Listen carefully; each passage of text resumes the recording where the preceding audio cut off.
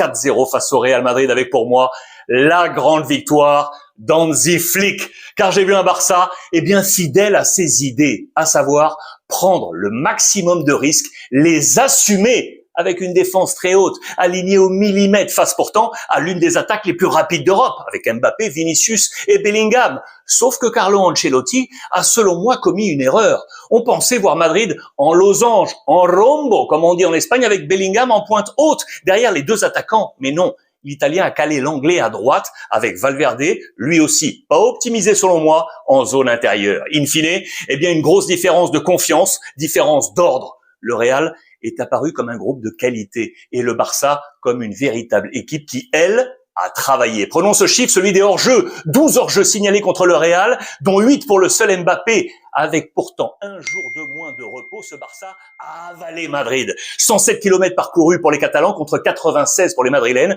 11 km de différence, soit 1 km par joueur en moyenne. Il a fallu attendre la 61e minute pour voir le premier tir cadré du Real avec Mbappé. C'est inacceptable avec un tel casting.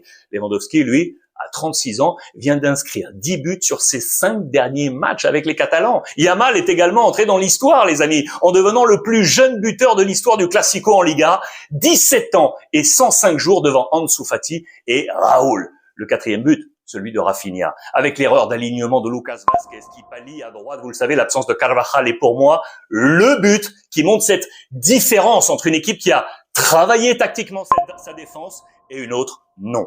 Ce match va selon moi faire très mal à Carlo Ancelotti pour le futur. Flick, lui, a transformé le Barça.